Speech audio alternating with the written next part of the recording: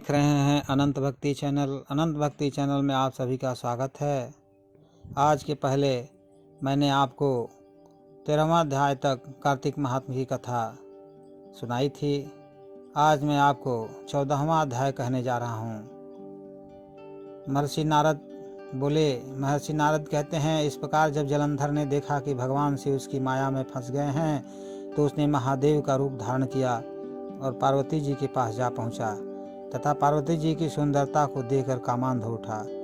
माँ पार्वती ने जब भगवान शिव को देखा तो उनके समान हेतु उठकर खड़ी हो गई, मगर तत्क्षण ही उन्होंने जान लिया कि भगवान शिव के वेश में यह मायावी राक्षस जलंधर है। अतः वे तुरंत ही वहाँ से अंतर ध्यान हो गई। तब निराश होकर जलंधर पुनः युद्ध क्षेत्र में आ धमका। जलंधर के चले जाने के पश्चात माँ पार्वती ने भगवान श्री हरि विष्णु का स्मरण किया। वे तत्काल उपस्थित हो गए और जलंधर की करतूत जानकर उन्होंने उसके शीघ्र ही मारे जाने का आश्वासन दिया। अब भगवान विष्णु विचार करने लगे कि जलंधर ने स्वयं ही अपनी मृत्यु का मार्ग बता दिया है। वह दुष्ट वृंदा के प्रतिबद्ध धर्म के कारण ही मृत्यु को प्राप्त नहीं हो रहा था। अतः देवताओं के हित एवं अपने भक्तों की रक्षा के लिए हमें ही वृंदा को उसके धर्म से डिगाने का घोर अपराध करना होगा, क्योंकि ऐसा किए बिना यह दुष्ट नहीं मरेगा। इससे पार्वती जी पर कुदृष्टि डालकर अपनी पतिव्रता पत्नी के प्रति भी घोर अपराध और विश्वासघात किया है। इसे दंड तो मिलना ही चाहिए। उधर भगवान शिव और जलंधर में फिर से भयानक युद्ध होने लगा था। यहाँ तक की कथा सुनकर राजा पृथु ने बड़े ही विनीत भाव से महर्षि नारद से पूछा, हे मुनिवर, भगवान विष्णु तो धर्म और मर्यादा को दृढ़ करने वाले हैं, फिर उन्होंने वृंदा का धर्म नष्ट करने की बात कैसी सोची? और कृपा कर यह भी बताइए कि आपने जलंधर को माँ पार्वती की ओर क्यों आकर्षित किया?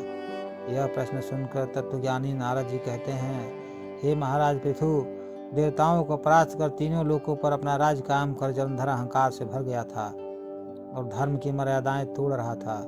इसलिए उसकी मृत्यु आवश्यक समझकर हमने उसे भगवान शिव से युद्ध करने के लिए प्रेरित किया है।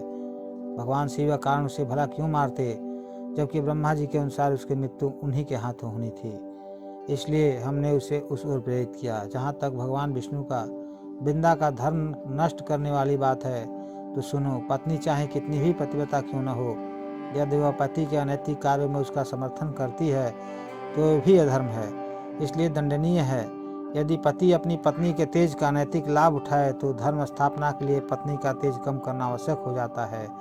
हे राजन, अब आगे की कथा सुनो। कथा का प्रसंग आगे बढ़ाते हुए नारद जी कहते हैं, इधर भोलेनाथ और जलंधर में भयंकर युद्ध चल रहा था और उधर जलंधर के दुष्कर्मों के फलस्वरूप वृंदा एक भयानक स्वप्न देख रही थी। स्वप्न में उसने देखा कि उसका पति सारे शरीर पर तेल मले नग धड़ंग भैंसे पर सवार हो पितरों के साथ दक्षिण दिशा की ओर गमन कर रहा था। यह देखकर वृंदा की आंख खुल गई। पति की ऐसी हालत देखकर वह अत्यंत व्याकुल हुई। वह मन की शांति पाने के लिए वन वन भटकने लगी। एक वन में जब वह विचर रही थी तो उसने सिंह मुंह वाले 2 राक्षस देखे। उन्हें देखकर वह भयभीत होकर भाग खड़ी हुई।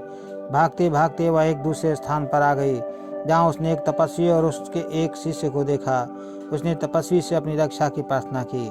उसकी विनय सुनकर तपस्वी ने उस दिशा में देखा जिधर से वे दोनों राक्षस भागे चले आ रहे थे। तब एक हुंकार में ही उसने उसे भगा दिया। वृंदा ने चैन की सांस ली और तपस्वी से बोली, हे महामुनि, मेरे पति जलंधर तथा महादेव में घोर युद्ध हो रहा है। कृपा कर बताएं कि इस युद्ध में विजय किसकी होगी? आप तो सर्वज्ञ हैं, आप यह भेद अवश्य ही जानते होंगे। उसकी प्रार्थना सुनकर मुनि ने आकाश की ओर देखा। इसी समय 2 बंदरों ने वहां आकर मुनि को प्रणाम किया। तत्पश्चात मुनि का संकेत पाकर वे वहां से चले गए।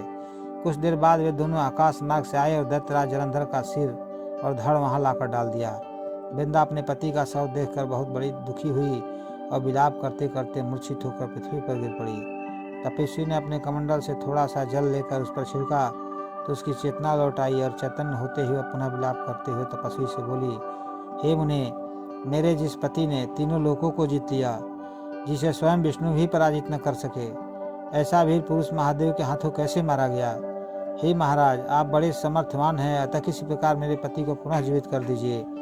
इस प्रकार वृंदा की विनती सुन तपस्वी ने कहा, हे भद्रे, भगवान शिव जिसे मारे उसे कौन जीवित कर सकता है, किंतु फिर भी हम तुम पर कृपा कर तुम्हारे पति को जीवित कर देते हैं। ऐसा कहकर वह तपस्वी और उसका शिष्य भी अंतर्ध्यान हो गए। तभी जलंधर का सिर धड़ एक हो गए और वह जीवित उठा। पति को जीवित देख वृंदा उससे लिपट गई। जलंधर भी उससे प्रेमालाप करने लगा। इस प्रकार वनों में ही उनके दिन व्यतीत होने लगे।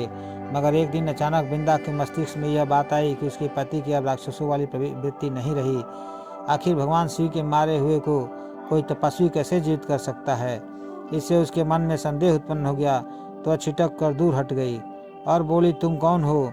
तुम मेरे पति नहीं, कोई छलिया हो। तुमने मेरा छल से प्रतिव्रत धर्म नष्ट किया है। मैं तुम्हें शाप देती हूँ कि पत्थर हो जाओ। हे राजन, यहाँ तक की कथा सुनने के बाद नारद जी बोले, भगवान विष्णु ही वे तपस्वी थे जिन्होंने देवताओं तथा अपने भक्तों की रक्षा हेतु तो बिंदा का धर्म नष्ट किया, क्योंकि दैत्यराज जलंधर उसके तेज से ही नहीं मारा जा रहा था। किंतु इस प्रकार छल करके वे मन ही मन बहुत दुखी थे। बिंदा का शाप सुनकर उन्होंने कहा, हे बिंदा, तुम्हारे शाप को ग्रहण कर मैं अवश्य शिलारूप हो जाऊंगा, किंतु तुम भी वृक्ष रूप होकर मुझको प्राप्त हो सकोगी। तभी बिंदा ने अपने पति के चरणों का स्मरण किया और अपने तेज से अग्नि उत्पन्न कर उसमें प्रवेश होकर भस्म हो गई और शिलारूप होकर भगवान विष्णु उसका स्मरण कर उसकी भस्म से में लौटने लगे। उधर युद्ध क्षेत्र में दैत्यराज जलंधर ने माया द्वारा पार्वती जी का रूप धारण कर लिया और शिव जी को मारने दौड़ा। यह देख शिव जी आश्चर्य में पड़ गए। पार्वती जी पर हाथ कैसे उठाएं यह सोचकर नीचे को मुख करके बैठ गए। तब जलंधर ने उन पर नेक बाणों से प्रहार किया।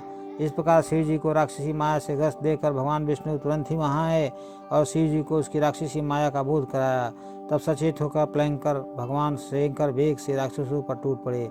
उन्होंने ऐसी भयंकर बाण वर्षा की कि छोटे मोटे राक्षसों की तो बिसात ही क्या, शुंभ और निशुंभ भी भयभीत होकर अंश से भाग खड़े हुए। तब शिव जी ने उन्हें शाप देते हुए कहा, तुम युद्ध क्षेत्र से भागे हो, इसलिए पार्वती जी के हाथों मारे जाओगे। इधर बिंदा का प्रतिव्रत धर्म भंग हो जाने से जलंधर का बल समाप्त प्राय हो गया था। इस प्रकार सभी देवताओं के तेज से बने सुदर्शन चक्र द्वारा भगवान भोलेनाथ ने उसका वध कर दिया।